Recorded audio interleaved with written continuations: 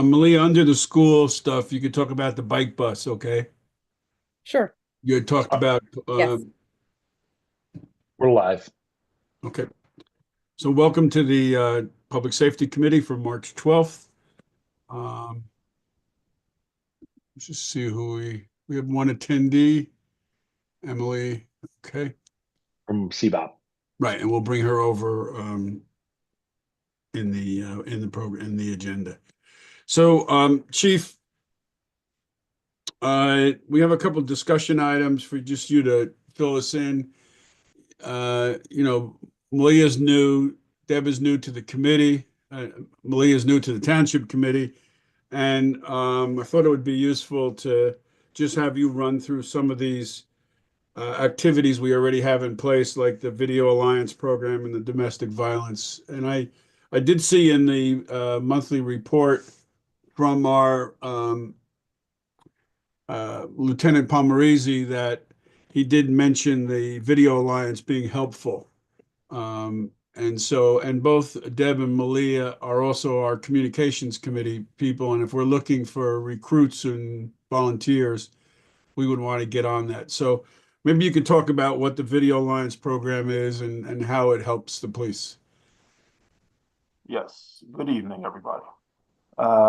First, I want to condolences to the family of Detective Joseph Ascano from Newark Police Department, who was shot and killed Friday evening. To the family, to the friends, and to Newark Police Department, we will assist them as much as we can. The arrangements are for this Friday. So, very sad for the law enforcement community, and it reminds us of how dangerous this job could be, and that, our officers are out there every day, responding to calls, keeping us safe, and we just pray for all of our safety, and, just we'll take care of each other, public, law enforcement, everybody. So everybody together. To get into the Maplewood Neighborhood Video Alliance. So it's a program where actually the registration for it is on the township website, where you can go. You can enter your name, your address, phone number, email address. And what it is that, a lot of residents have Ring cameras or different types of surveillance video cameras in front of their houses. And it's not for the police department to tap. We're not tapping it, or we're not going for a live feed. However, it's for when an incident happens in a neighborhood. We have a list, and our detectives are able to call that person in that area and see if they have any type of video that can help us out. So, and it makes it a little faster. So a detective can call or email that person and say, listen, we had an incident here. You signed up for this. And it's voluntary. Even if at that point you don't want to send it, you don't have to, even if you register. But if we call you and we say we had an incident over on your street, we received your information from the registration. Can you help us out? And can you send us any video you have between this time frame? And they can send it. So that's where it becomes useful, and some people might be at work and can't, they can send it to us from work or wherever they are. But also when we have a major incident, even with that, officer usually is going to knock on the door anyway to see if if you possibly have any video that can help us out. And every time we send out a press release, also we put at the end, if you have any video or anything that can help us out, you can send it to us. But this kind of cuts it out a little faster for us. If you register, we can get that information, and will help us out with the incident we're looking at. So that's pretty much the And Chief, are you looking for more people to participate? Yes. So if more people can participate, it's on the township website. We can do even a more push with our Community Service Bureau, as far as the activities that we have coming up, like May Fest that we participate in. Of course, National Night Out. And then every time we're out there, we'll push that we have this program that can assist us. Also, with this program, we're speaking with the person who registers. We also bring up the fact that we do free home surveys of the home, and probably half of them that we have on our list requested that. So we will come out for free and check the home and see if everything, the safest it can be. So it helps us out with that. So maybe we could get that on one of our communications. Deb? Yeah, I was gonna say it feels like a good tip Tuesday for Cindy to do in her social media campaign. Pat, do you Yeah, want- absolutely. I'll get it on our list. Yeah, I actually called to get one, and the officer called right back and was so nice. And we haven't scheduled it yet, but Okay. we're planning to take advantage of that, and I'll sign up for the video surveillance. Nice. Yeah, you're in a good block there. Um, They should have it at the table at the bike fair coming up too, the bike Yeah, we rodeo will. fair information. so the domestic violence response team, let's talk a little bit about that. I know we were down volunteers. I think we're up now, and where are we now? Yeah, we're doing pretty good. Head up by Sergeant Fields. Currently, we have 10 volunteers, so that's pretty good. We have 10 volunteers. We have and someone just came from training. Two had a training on the 11th of this month, and they're almost completed with their domestic violence advocate training. So with the 10, so if somebody is a victim of domestic violence and they come to our headquarters, of course we got to do the police end of it, get the statement and everything else. When we do that, we call advocate out. So when the advocate comes, we leave the room, and what's discussed and whatever happens in the room happens in the room. The advocate is, of course, listening and giving services that the victim might need, shelter or food, or giving them references for places they can go. But that's after the police side of it. Of course, we got to do an investigation and sometimes make an arrest or do a restraining order. But after that, the advocate takes over and is meeting with the victim. So we're doing pretty good. So we have 10. So do you think you need more now, or you I got think a we're good? good. You're good now. Yeah, we're good. And we have an on-call system. So there's always somebody, one or two or maybe three, that we can call the coverage, during each month. Okay. Anything on this? Okay. So a couple Saturdays ago, I went to Kane College for a conference on police and community, and I would say to a person who was speaking, they all talked about the importance of police being out in the community, establishing relationships with the clergy, with civic groups. And so it got me thinking about, our Community Service Bureau, and I know they're out there and we see them around, but I thought it would be useful for you, Chief, to just give us sort of a big picture approach of what are we trying to achieve there? What activities do we have? How do we come up with these activities? What assistance do you need from others to make these happen? Yeah. So I was at Kane too. I didn't see you there. I was at that same symposium. And the philosophy of it is that we want our officers to be involved in the community. We were at one point we had an audit come out, and it was a group of chiefs that came out. I believe I was a captain at the time. They spoke to me and they said that this department needs a robust community service program. So Chief Duvall started the Community Service Bureau, where we have officers that are dedicated to meeting with the public and doing different activities with the public. Of course, community policing is not just with that bureau or that certain officer. It's supposed to be with all officers. But there's some things that need programming and need direction from a specific unit. And for officers are good at a whole lot of things. Some are specialized in detective investigation work. Some are great at traffic. Some are great at dealing with children. So we wanted to get certain officers that are great with community and of course children. So the reason for the program is just to bridge the gap between the police department and the community.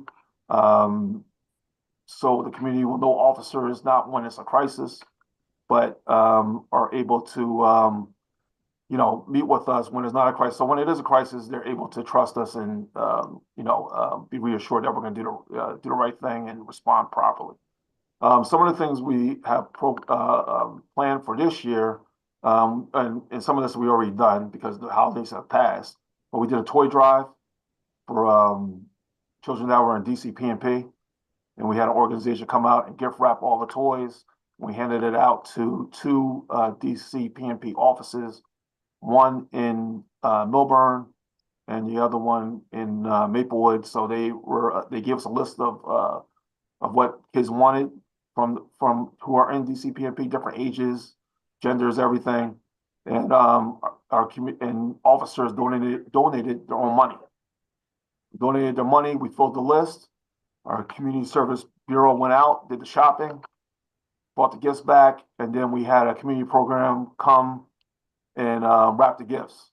And of course, we're playing Christmas music, and we weren't drinking no spiked eggnog or nothing, but we were we did everything we had to do and got the gifts out. That was one program. Also, we participate. It's coming up April 30th, the Essex County Special Olympics. Our officers assist with that every year. We go out and we do that. We had an intern for the last couple of years with YouthNet. So we bring an intern in. They do great, and then they learn some of the investigation things, and and ride around with our officers, and that's a good experience. Just recently, last week, we did Read Across America, where we went to different elementary schools and we read to elementary kids. Of course, we do the home security surveys. That falls under that. We have open gyms coming up where we deal with the teenagers at Columbia High School. Play basketball, jump rope. That's coming up March 27th, April 24th, May 22nd, and June 5th. We have the gym for that, the open gym. And of course, one of our most popular programs is the Junior Police Academy.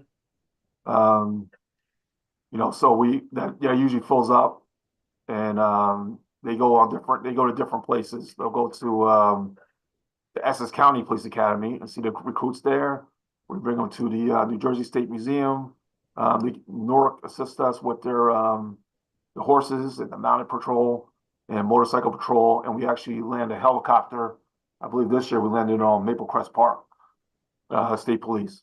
So, and a lot of other experiences. And they learn drill and ceremony, how to march and all that stuff. Yesterday, we were at the Law Enforcement Recruitment Fair in Kane University, trying to recruit our next officers here. And we do that every year. We assist with the YMCA after school programs, events as needed. We do the mobile New Jersey DMV unit that comes out for registration, Coffee with a Cop, and Car Fit for seniors. Also, we do, I think we're going to probably do it again, but also baby seat, make sure the baby seats are secure. We have people that are certified in that. So that's a few things we do, and other things that come about. So that's pretty much the Community Service Bureau. And Chief, how do you assess whether these are effective, whether you might, how do you learn of new things and incorporate them in here? How do you integrate things in?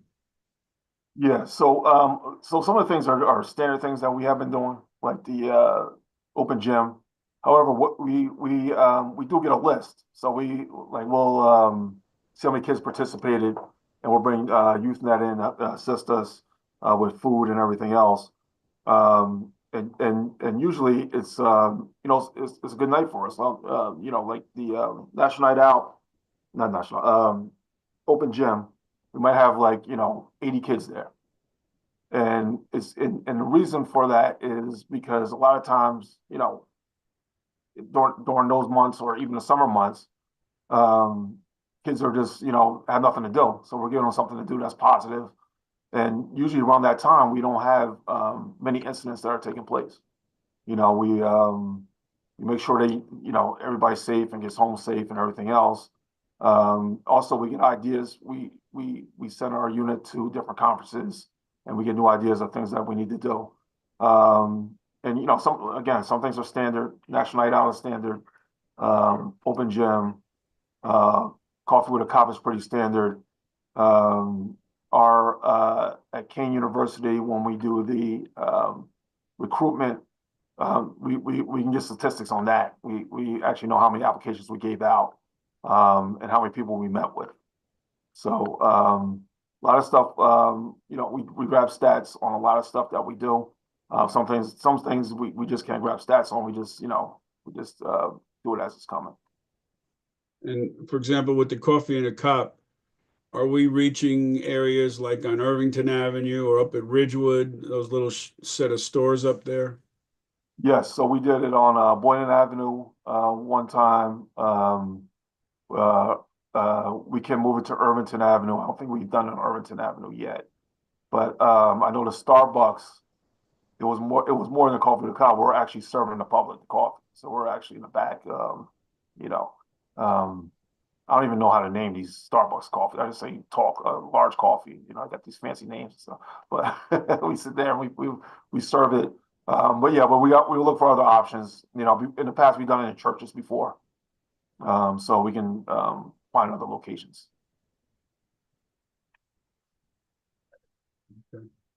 And just one, and then Deb, you took go ahead. You put your Yeah, mic. I just wanted to say, YouthNet really likes the open gym program, and I know they're also looking at ways to recruit youth for it. So that's been a nice partnership. And I also want to mention, since you said you've had an intern, they're also recruiting for businesses and you to be a mentor again, if you're interested in an intern. If they haven't reached a bigger, I can facilitate that. Okay, nice. And I know I was going to ask you about the coordination with other departments. I know that in the past we've had police officers at some of our senior events serving meals and stuff. I know that the health department is trying to do some outreach to vulnerable populations and doing some health fairs and things like that. Do you guys coordinate with them so that you either have when there's going to be a group of people, you might have a table there, or you might be part of what they're doing?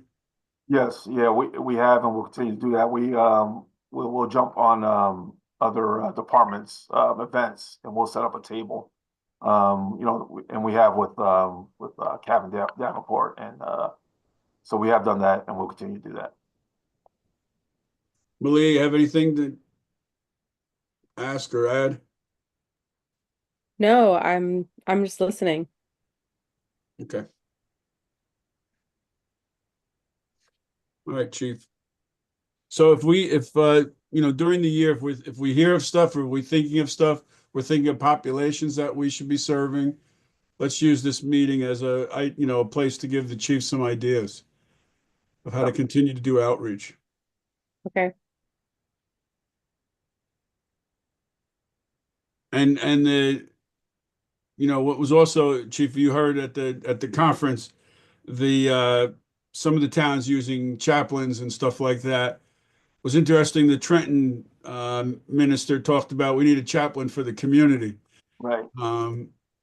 But you continuing to use the chaplains, I think, is good. I know they're internally they're helping you to work with some of the officers, but you know, they all have institutions and we can all work with them externally too, with their parishioners and members and things like that.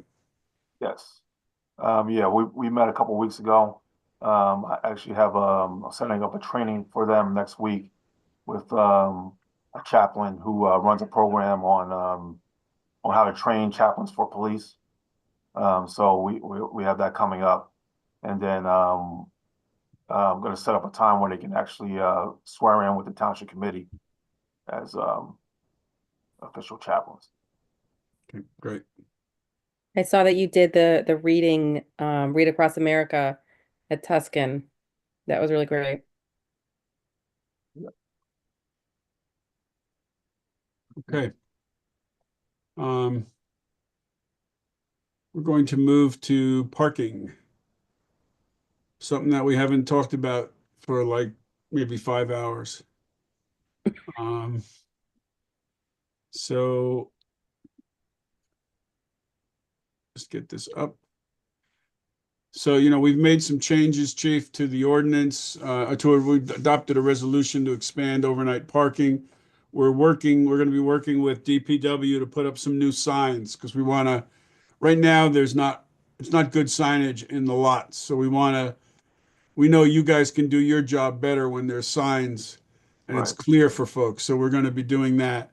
But in this conversation about overnight parking, we also found some inconsistencies and there are, in addition to the people who park overnight that come to the town to get the permits, there's people who park in the pool parking lot through an arrangement with the condominium association. And then there's people who park in the village parking lot, which is behind Bagel Chateau there.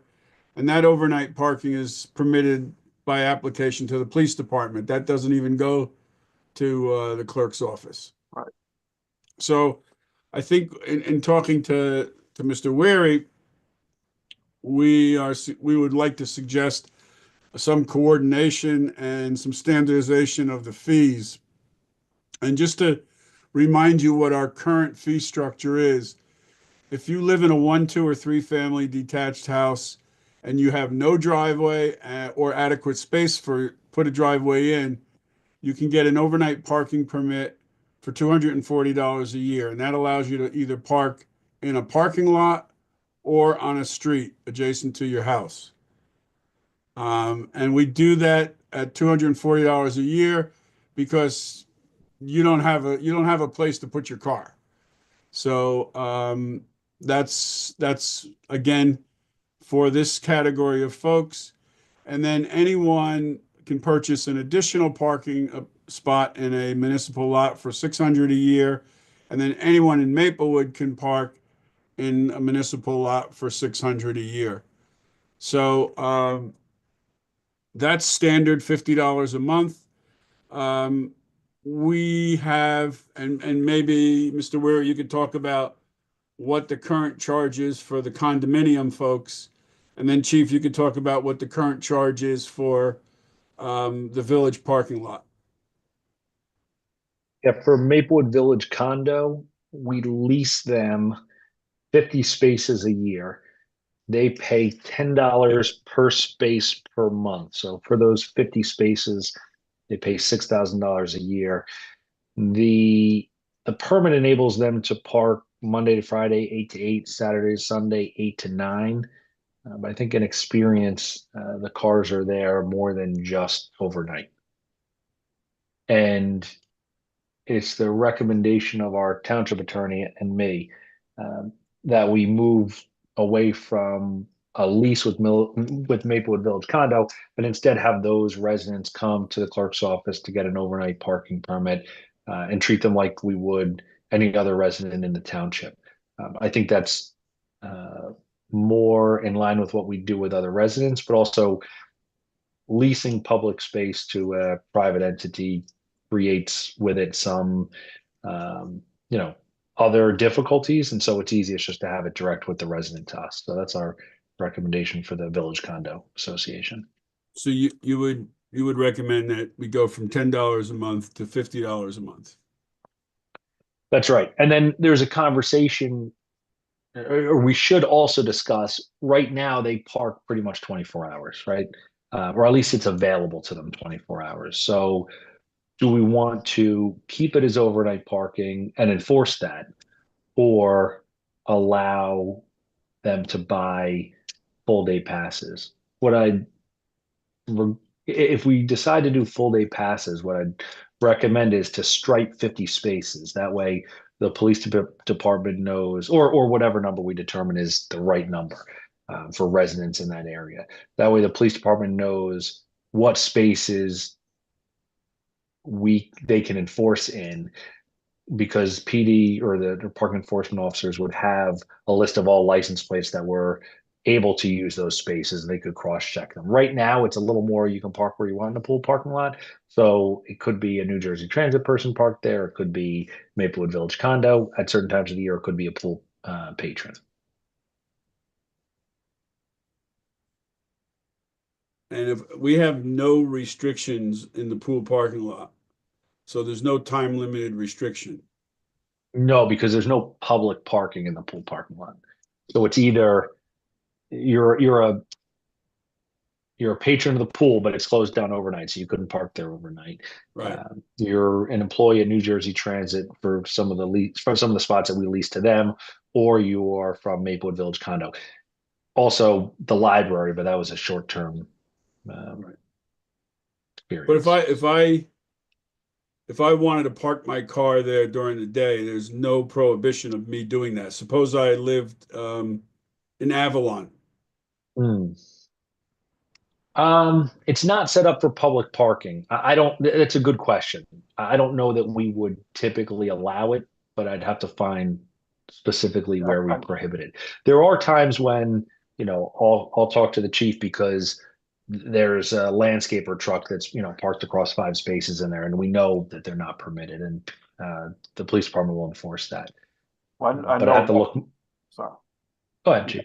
I just want to add that I know that excuse me, Transit has security Mhm. that drives the lot, and they check to see if their employees are parking in their spaces. So if there's somebody that's not parking in a space, then they kind of push them along, or Right, but if I was let's say I worked at True Salvage Cafe, and I wanted to park in the lot to go to work, there's nothing that prohibits me from doing that. I haven't searched the code, but certainly it's not our intention to have it open for anytime public parking. But that's something we need to consider. Okay, Yeah, so I think it's something we need to talk about more holistically with that lot, because on the one hand, we don't want to waste space just by not letting people park somewhere because it's prohibited, but there is a lot of space there with a lot of parking spots that could help in whether it's residential or for the businesses. I just think we should think of it a little, we need to dive into it a little more thoroughly, I think. Yeah. People use the spaces for other things as well, like when there's the book sale, the garden sale, Christmas tree sale.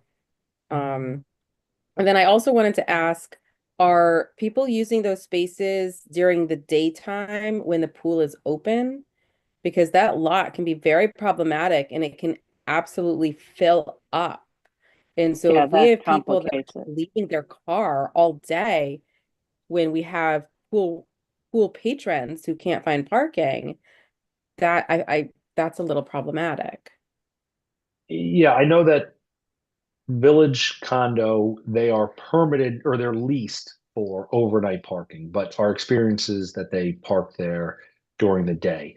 New Jersey Transit, they lease 100 spaces in the summer, 200 spaces in the winter. Well, non-summer months. yeah. So yes, the answer is that, and there's nothing that prohibit a person who now lives in the condo from paying the $10 a month to park overnight, and then just leaving their car there during the day. Yeah. Because there's no time restricted parking.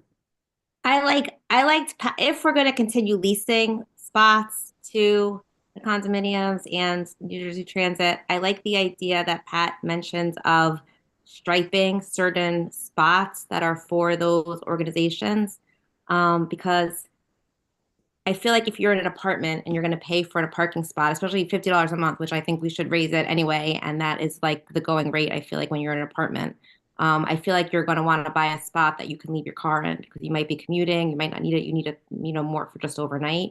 Because I don't know what the alternative is, street parking. So I would be in favor of changing the process to go through the clerk's office for a permit and just having a section of that parking lot reserved. Because I think that makes it more clear for pool patrons as well. Like I can't park at that area. And then they can park maybe all day and overnight just in that area. That's my views. Okay, and Chief, tell us about the village center lot. Yes, so the village center lot is free for the residents that live above the stores 166 to 180. They bring in a lease that they live there and their registration, and they're given a parking decal to park alongside the train tracks. You say that's free? Yes. And why is that? Why Do you is know that? why? Well, You know- I'm not the one to set the payment for that. It's been like that. I don't know. Fair enough. Fair enough. It's something we need to look at, sounds like. And Patrick, do you know, I mean, we could take a look at the leases with the owners, but I don't remember when we negotiated the last lease, I don't remember that being the case. No, we just renegotiated those leases. I can look them over tomorrow. Right, but they also don't have a lot of spots designated for their residents in the apartments upstairs, those property owners. Right? Because that was part of the issue this time around in allowing us to renegotiate and renew those leases when we wanted to do the parking lot. There was a lot of delay because the property, at least one property owner, as Pat can attest to, was trying to negotiate designated spots for their residents because they've never had that historically. Right, Pat? I don't recall being involved in that. I mean, there was a delay, but I think it was just a communication delay. Well, it was a communication delay, but it was and so- also an opportunity. There was sort of an attempt, although it was not pursued all the way through the finish line, to have a negotiation about designated spots for residents. Because I mean, I used to know people that used to live in those apartments, and they didn't have parking spots. They would just park wherever they could. They didn't have designated spots in the village center a lot. Did they Right, have well, town overnight lot permits? Yeah, they have them behind the building alongside the train. I can look at the Awesome. leases with those buildings, take a look through the code and see where it's established that they get this benefit, if anywhere. Yeah, so it's not that they get a designated spot, but they are allowed to park in that designated lot in any of the Yep. spots overnight. Yep. So And I can look for that. Yeah. what we're hearing is that it's free. Whereas we're charging other people, for example, if you park at the Woodland overnight, you're paying $50. A month. I think it's It's 100 for a full-time spot. yeah. Yep. Yep. 50 Right. for Right. overnight. Right. 50 100 overnight, 100 full time. Right. And yet we're in the village, Other people can we're park free. getting, some people are getting free spots. Yeah, it just doesn't seem fair. I'll take a look Unless- at the code Yeah. and leases and report back. Okay. Yeah, because the lease could say that it's part of the rent, that it's added to the rent, but we don't know what the lease says. But if We it's pay on them public the property. landlord? Yeah, that's what I was gonna say. You gotta look through that because we have a lease for some of the parts of that lot, village coffee lot, as we like to Mhm. talk about it, but we just need to get consistent, I feel like. So Yeah. I'll take a look. And then Chief, you're saying that the residents bring in their lease from 166 to 180 Maplewood Avenue. What about like Jerry Rose? Because I see his trucks there at night. Yeah, I gotta look into that. I'm not. Jerry So Rose we is used to sell the him, we used to business? sell him 24-hour parking at the Woodland. Okay. So you moved over and got it free? It looks like it. Unless he's still paying Yeah, $100 for again, just parking there. But that's not where we want overnight park. Well, that's not where we want 24-hour parking. We can take You a have three look. Jerry Rose trucks there all day long, all day night. That's not good. Well, we have sounds so like a many people project. yeah, we have so many Yeah. people complaining about parking in the village, and so I would really like to get a handle on how many of these cars are there all day, because parking You is know how many free expensive in the permits we're village. giving away, Chief? Free permits? Yeah, you're saying to the people. Yeah, I don't have the exact number on me. Okay. We're going to take a look Okay, down the list. Yeah, All right. Mr. Word, can you and the chief, like, and whoever else, Liz or whatever, I think it's just a internal project that you can bring back to us. So you can Yeah. kind of flesh out what all of this is all over town, not just the two we've talked about, pool and I think the feeling is that we want some continuity of the fee. So consistency. $50, that's what we talked about. Now, Yeah, I whether, just don't want residents in one part of town to feel that they're getting charged and then others aren't. It's just not fair. Yeah, there just needs to be consistent. So we need to see I think- what's what and Right. figure. Okay. So you got that, Patrick? Yep. Okay.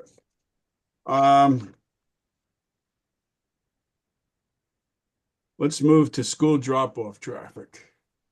So Chief, last week, Sergeant DeFazio and I, and Dave Barry, we were at the middle school. Did you get a report from DeFazio or? Yes, I did. Okay, so you're aware of what went on? Yes. Okay. And I also spoke to Paul Kittner and Dave Barry on a separate meeting regarding it. Okay. Yes. So basically what we're talking about, and we talked about this morning, and we kind of came up with solution 3 here, come on, solution 3, here we go.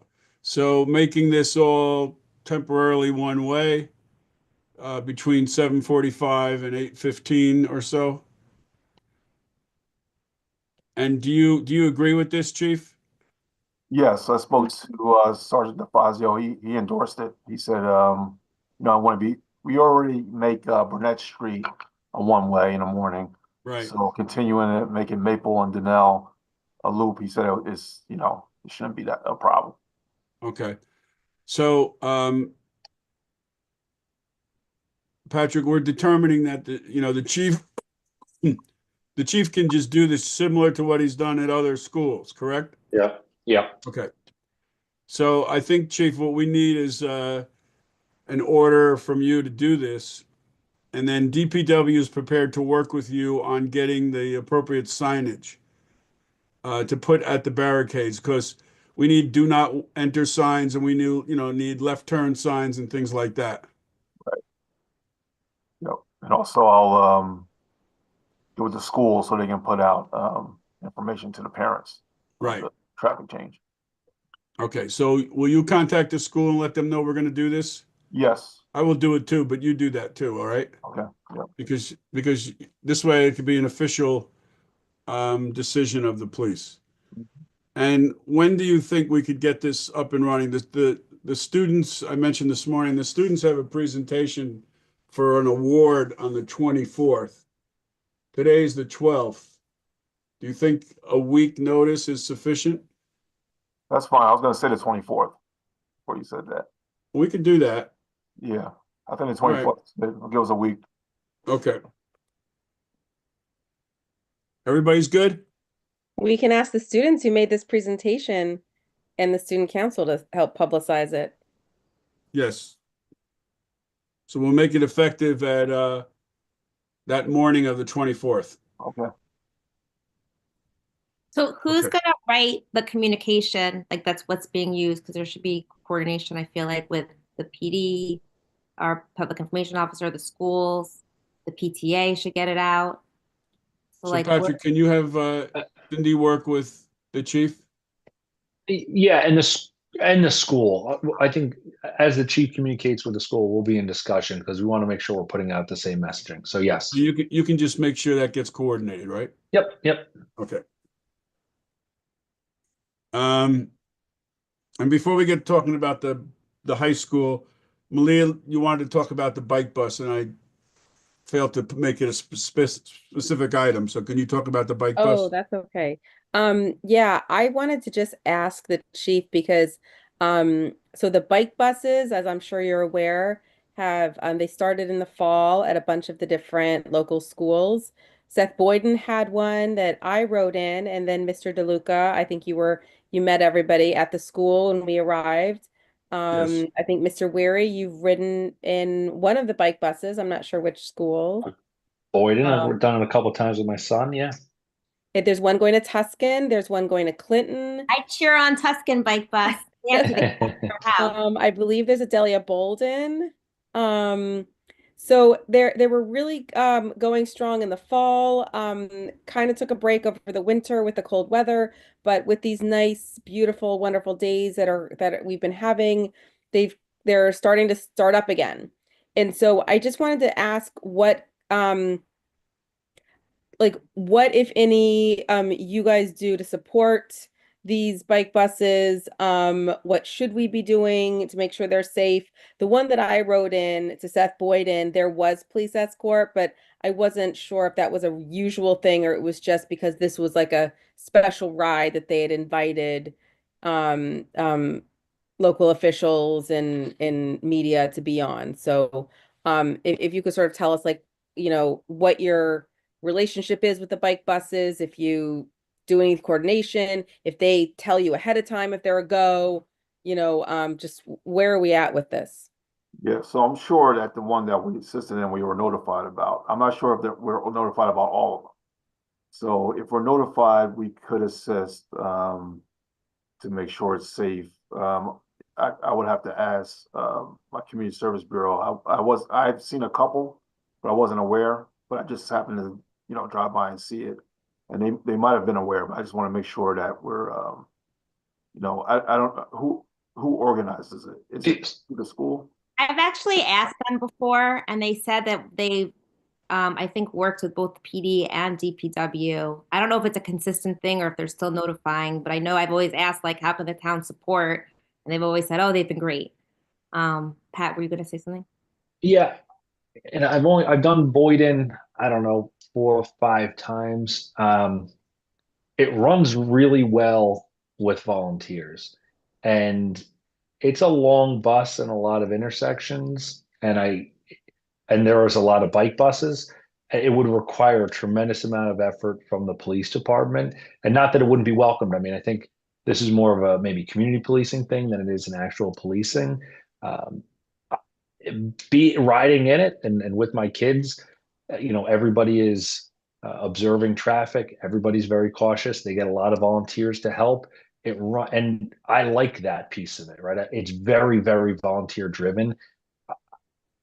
I think if there are ideas to improve it, we should have one-on-one conversations with some of the organizers and see what they need to make it better.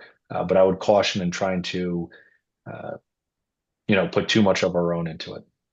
Yeah, I agree 100%. I think it's what it does, by the way you just described it, Mr. Weary, is that it teaches the kids, instead of being escorted, right, or protected, it teaches them how to be careful and how to actually ride bikes in the community. I think that's a hugely important part of it. Yeah. Yeah, I think that it might be worth, so the bike buses, just so that you know, Chief, they happen on Fridays. It's a Friday thing, so it's not an everyday thing, it's just on Fridays.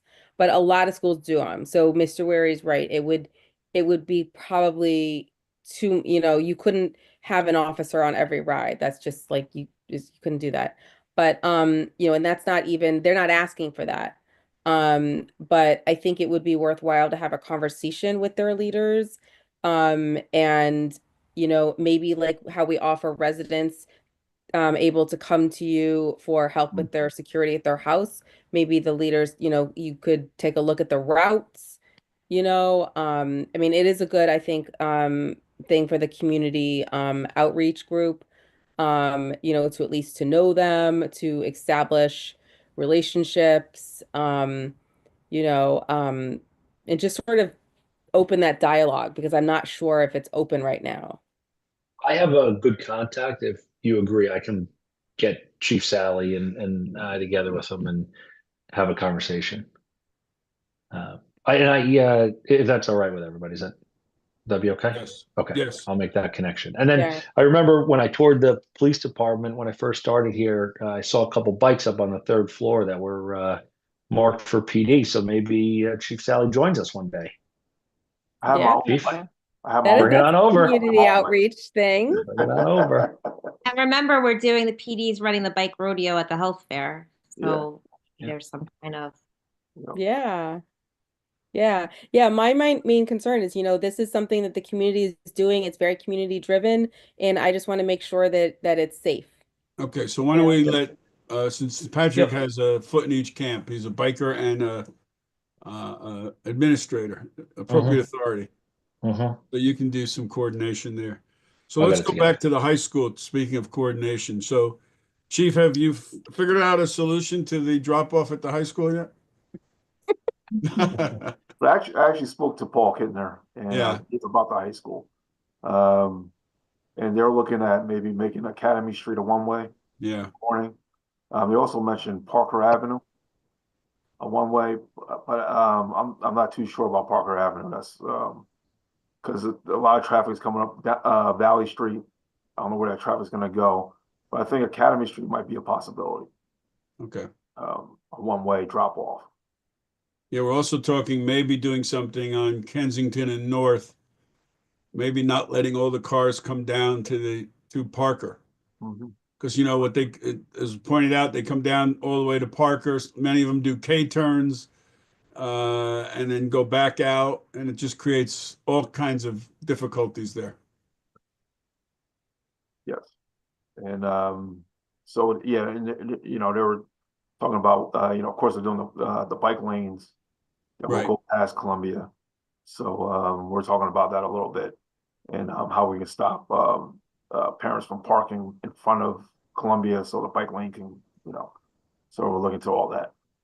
Okay. So I So think you're going to that be talking, you're going to continue to talk to Paul about some of the suggestions as how we can designate some areas as temporary one-ways for drop-offs there. And then once we kind of have a plan, we'll meet with the school and lay it out and see what their opinion is and if it should be tweaked or they have other ideas, and then we'll go from there.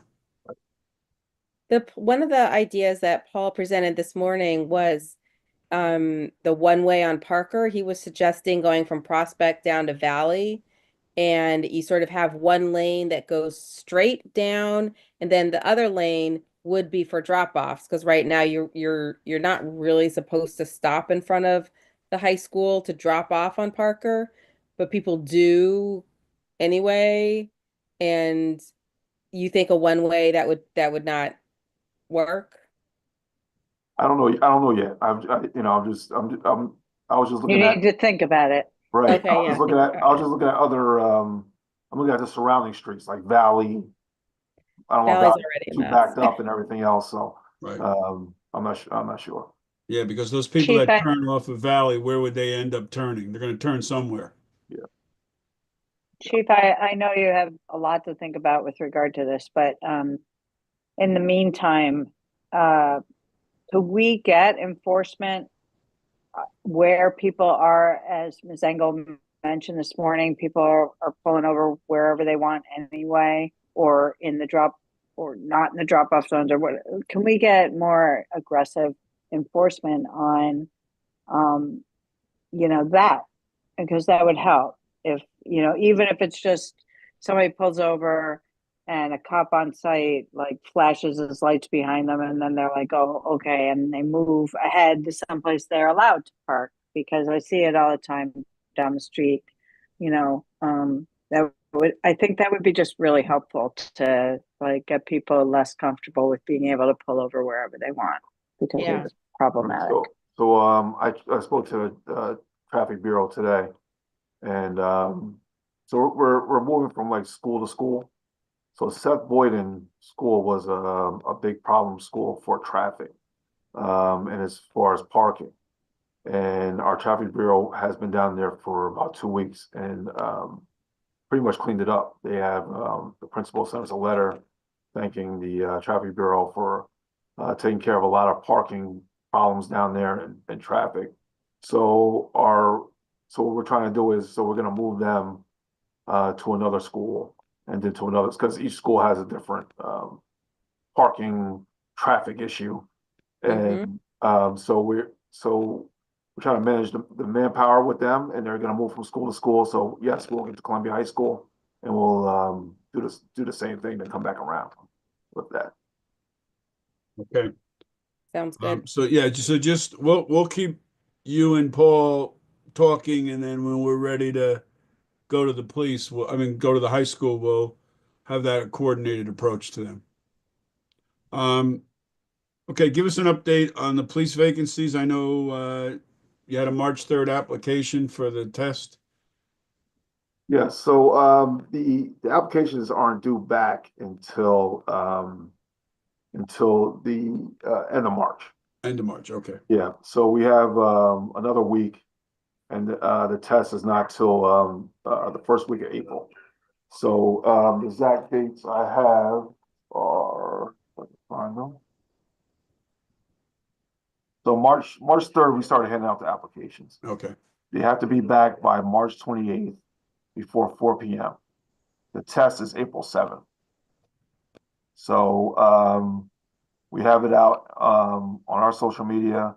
We went to the job fair, handing out applications.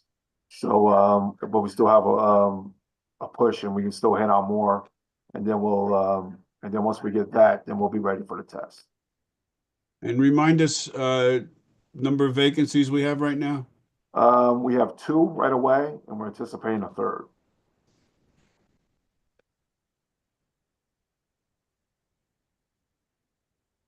Anticipating a 3rd before the end of the year. Yes.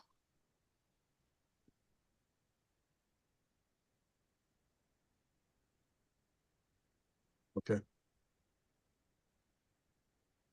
And if the test is on the 7th, how long does it take to process the test scores, do interviews, do all that?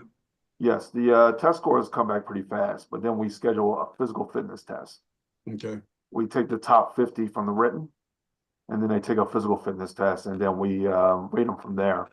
And what we do is immediately we do our admin here interview the top candidates. Right. And then we pick the top candidates, and then we do a background check, and then we notify the TC of the top that we want to be interviewed. And what is the likelihood of, in addition to these would be for recruits, what is the likelihood of being able to entice somebody who's already an officer to come over? Yeah, so what we're doing is if you are PTC certified, meaning that you're already a police officer, they do not have to take the test. Okay. So they do not take the written and physical, because they don't have to go to the police academy. Right. So we'll rate them with resumes and interviews, and essentially we have 2 lists. One that's already officer, and one that's will have to be go to the academy. Okay. All right. Any questions on this stuff? We're going to move to police activity. So here are the crime report statistics for January. So these are very good, Chief. You can see all the reductions. The red is good here. And the Do you want to say anything about anything, Chief? Yeah, the 2 burglaries, we made an arrest in both those burglaries. Those were commercial burglaries into a business. And we made an arrest in both of those. The Anything auto, different? Go ahead, I'm sorry. the auto theft has been going down every year, as you can see, and Right, that's statewide as well. okay. And what I was going to ask you is both on the theft and the auto theft, both of them have gone down. Yes. Is this a pattern beyond us? Is this anything we're doing differently with either the stores or with the auto theft teams that we're working with? Yeah, so the auto theft, again, that's consistent with the state. But also, we have been pushing in our information that, lock your doors and don't keep your cars running. Also, with the theft, we have been doing a lot of checks on businesses. So, we were getting a lot of shoplifting and package theft. So we have been going to the business a lot. We also this year we have a walking post officer who walks the businesses. He walks into businesses. He works 10 to 6.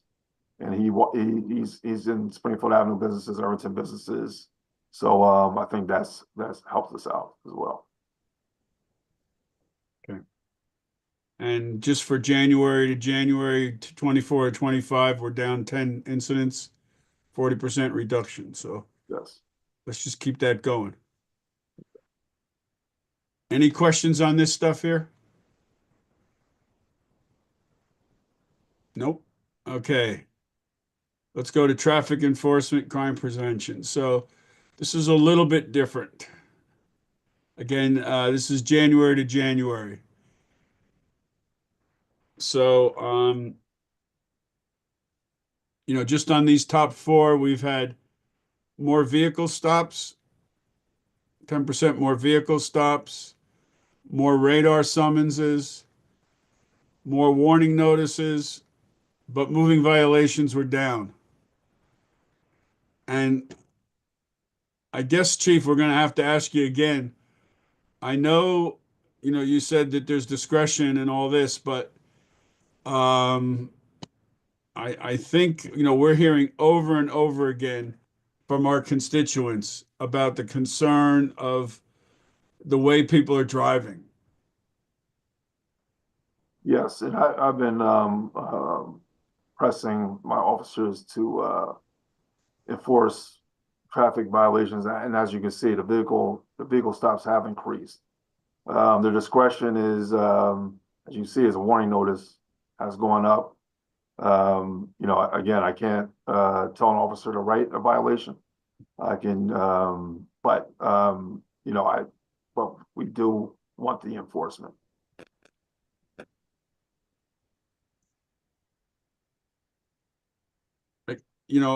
If you can, when we interviewed lieutenants and the captain, we were given assurances that this was going to be a focus of their of their position in a leadership position.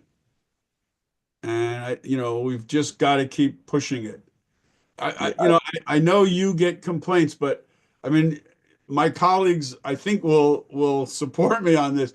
You can't believe how much we hear about this, that people feel we're not enforcing the law, that the police are not seen, and we know you're out there. But this is something that we hear constantly. But I would say the vehicle stops have increased. So the supervisors are asking our officers for enforcement. But again, the supervisors can't tell them what to write. But they have been doing these stops. Understood, Chief. Could I just ask what, when you say things like I can't tell them what tickets to write, or like what you just said, like the Yeah. supervisors can't tell them what do you mean by that? Well, there's no quotas, and I can't tell them how many tickets to write, and I can't tell them what to write for. They have discretion. And the discretion is whether they think one is deserved or whether they want to write one. Well, they make the stop and they determine if they want to write the summons or they want to write a warning or give them a verbal. I can't tell them to sit there and write the actual summons. Understood.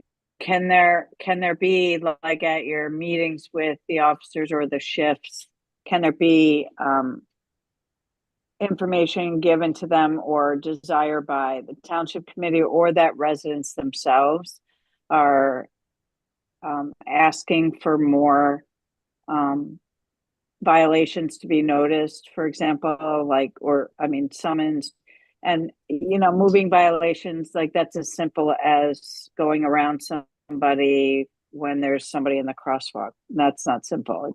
That's dangerous. But also like this going into turning left into a diagonal space down in the village, which happens all the time. So I guess what I'm hearing from the community and what Mr. DeLuca was just saying is that there's a real desire for people to have our officers maybe just issue more violations. So in the hope that people will be more careful, get more, cautious about what they do, knowing that they could get pulled over and get a violation, not just get pulled over.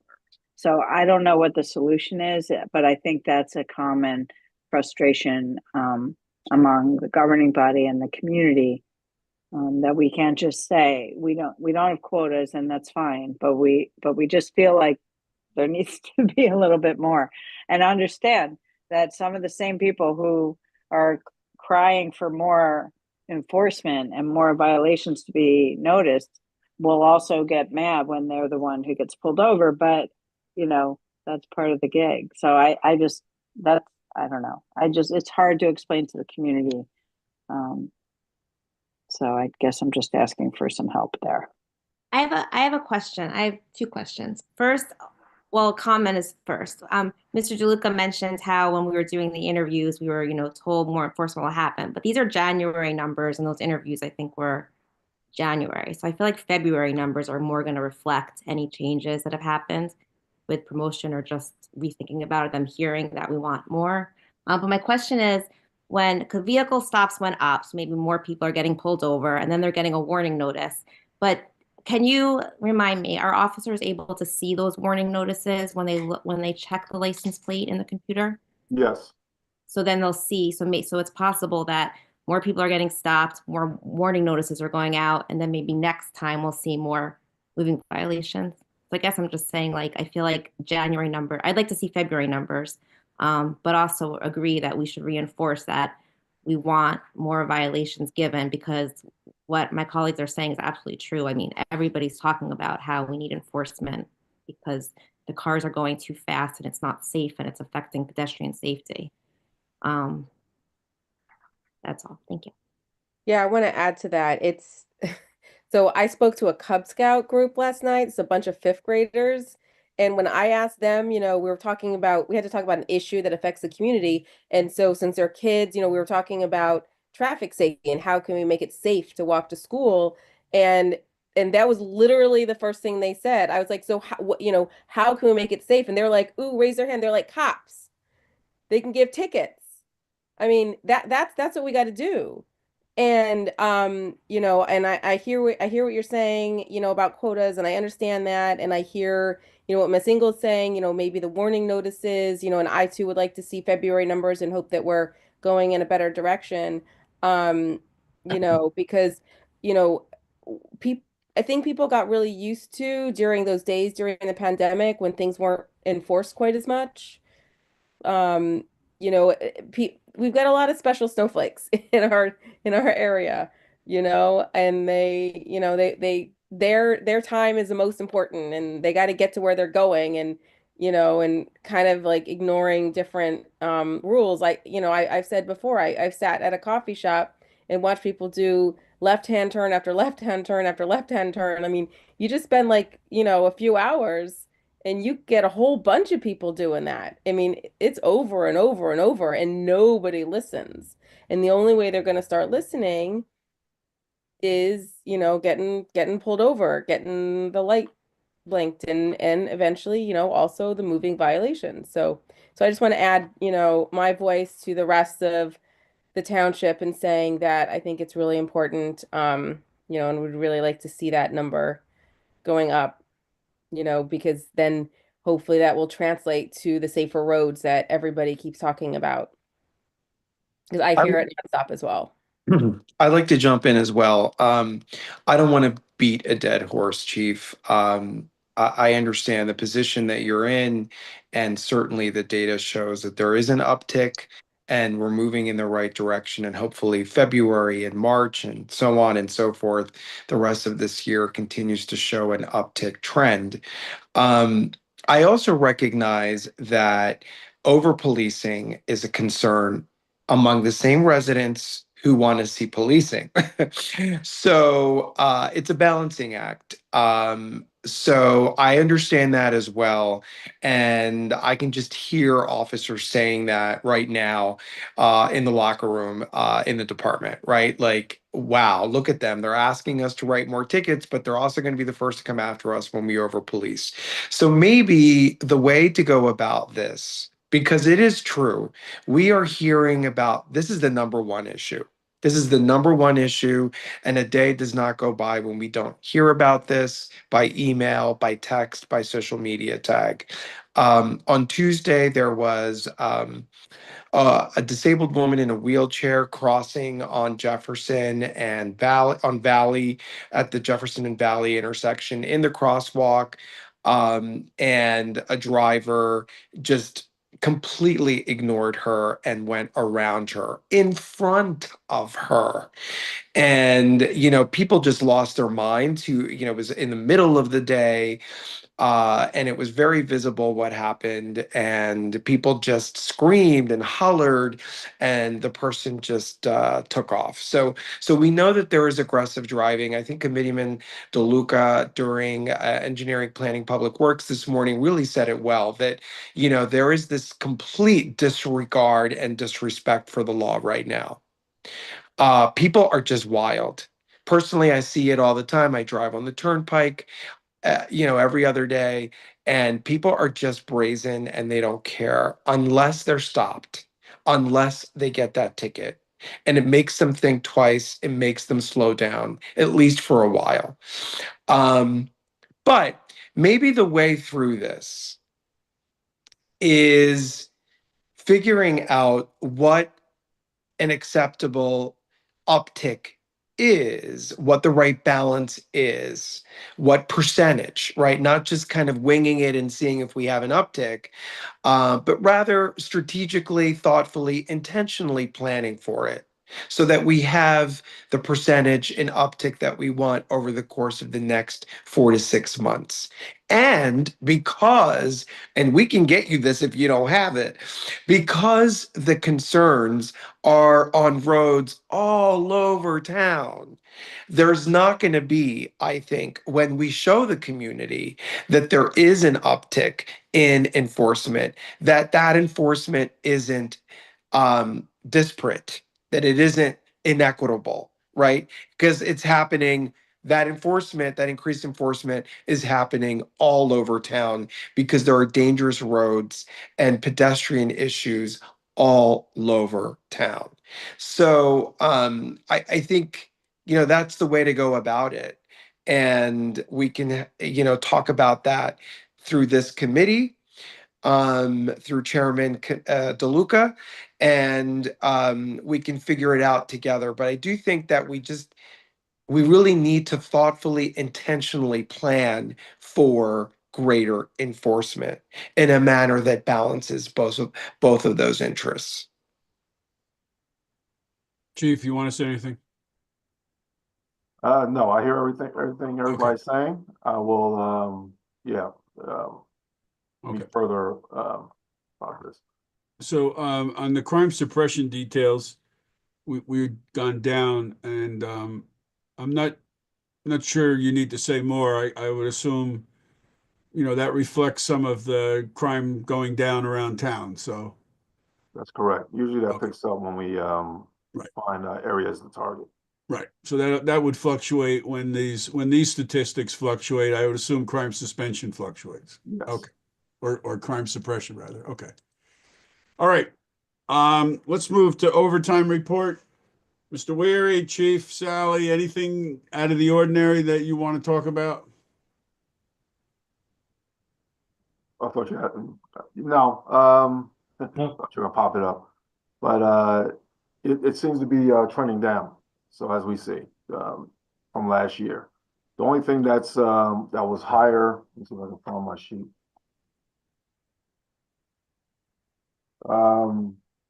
Police overtime was up a little bit. That's only because it's from it includes January, where we're moving to a new schedule. So we had to give overtime to make the shift. But it's dropped down a lot in February from January. So I think we're trending down. We're doing pretty good. And the dispatch, are we at full complement now? So right now we do, yes. Okay. Anything to add, Mr. Weary?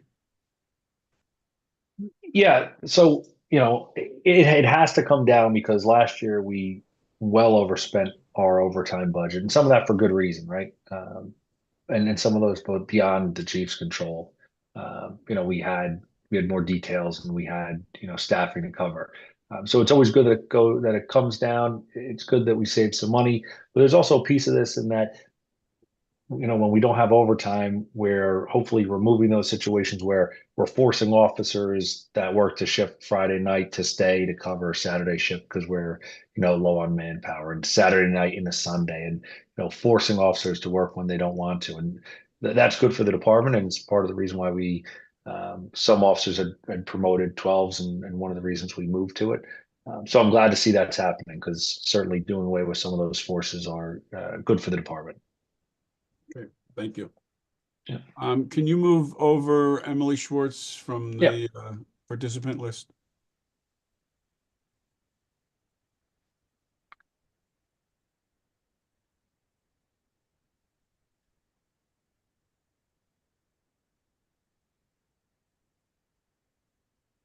Hi, Emily.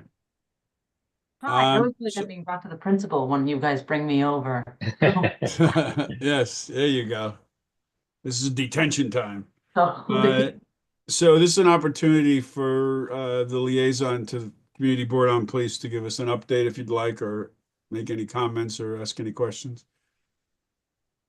the only thing I would note is that I'm going to relay what the beginning of the meeting started off with in terms of how the community policing model that Maplewood's looking into, how our team can maybe connect there, because it does seem like there's spaces where there's a gap.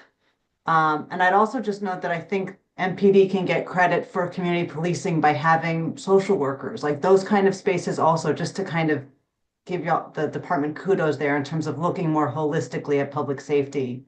I think the Community Board on Policing would agree that that also goes towards the idea of what community policing does. And as an aside, when I was doing Newark audit work, I mean, I'm going to talk to the community members on the board because there's all sorts of things that we already do here in Maplewood, and it's obviously a much smaller scale than Newark, but it's great. It's great to hear that that's something the department is thinking about in a more holistic and also measuring what that success looks like. But no, it's always nice to be here. I love the stats. Are the stats published somewhere publicly, or is it just within the meeting for crime Just rates and within the whatnot? meeting. Okay.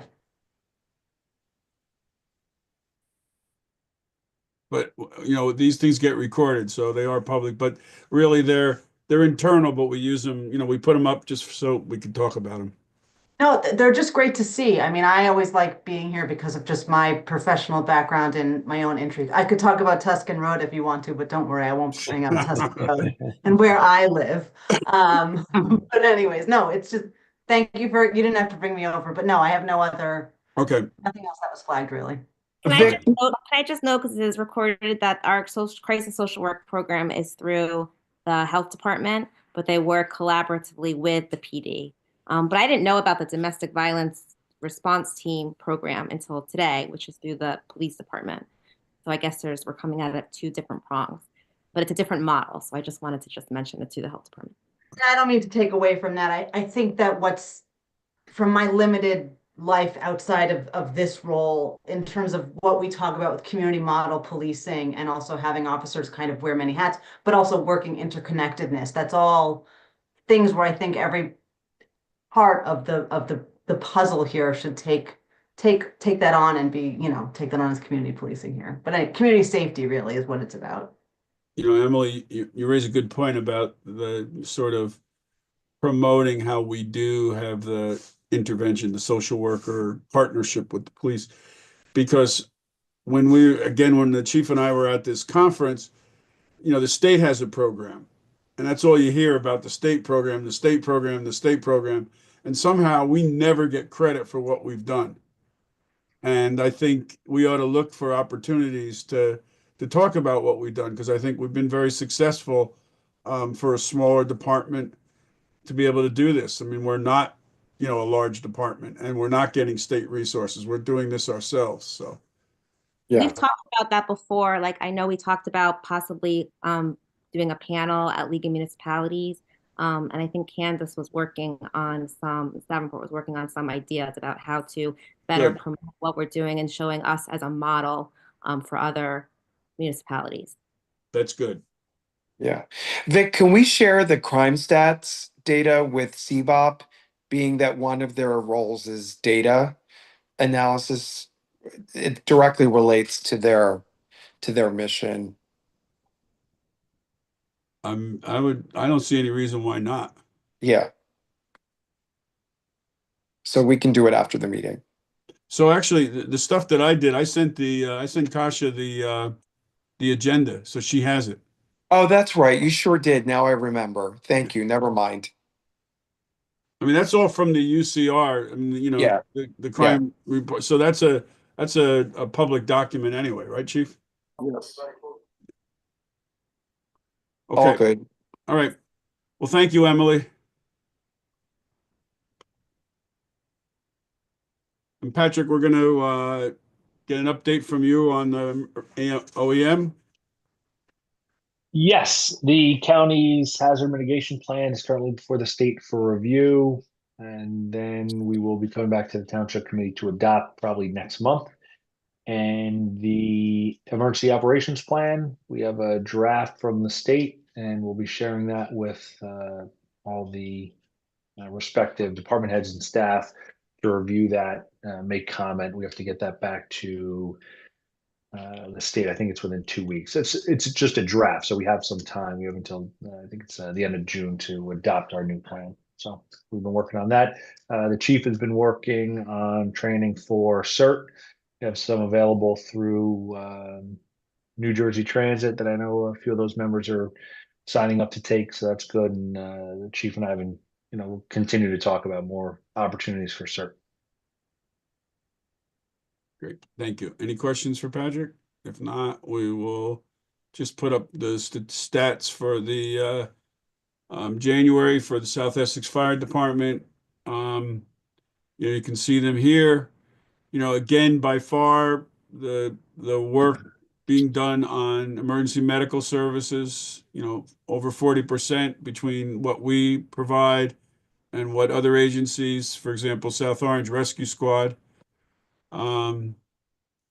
It's interesting. I put this smoke detector activation and alarm because, it's a pretty significant number of runs we do. And then, of course, gas leaks with all the various construction that goes on. And just sometimes when we're doing roads, we break these pipes and what have you. So, and building fires, luckily we don't have too many. And the ones that we were having were out of town a lot on mutual aid. So, anybody have any questions for these? I have one thing that somewhat relates to South Essex. We were contacted by South Orange Rescue Squad, who has a tent and some equipment. They want to erect the tent and store the equipment. One, because it satisfies getting the tent. I think they got it through a federal program.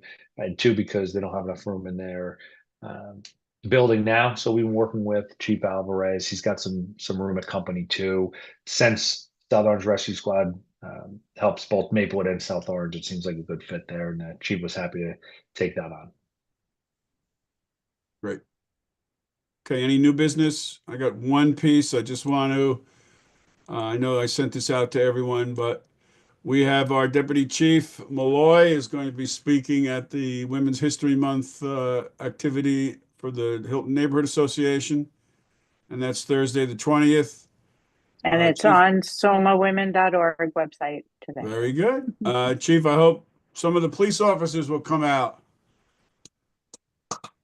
You know, maybe it's a good opportunity for the women police officers to come out and show their force. Yes. Yeah, actually, You know? all the women police officers went to an event today. It was women in law enforcement. Okay. Yeah. Well, just hopefully you could pass around. I sent you that flyer last night. Maybe you could pass it around, get some other people out to support Deputy Chief. Yeah. So, Yeah. okay. Any other new items? I couldn't help notice that the flyer says the Hart Community Center. Oh, yes. I have that battle internally. Yay! You may have to give that one up. I may have to. Well, listen, it'll be Liz is the one. All right. Second public comment period. Is there anyone we have no one left? Okay, so we're not going to have that. So let's have a motion to go into closed. I'll move to go into closed.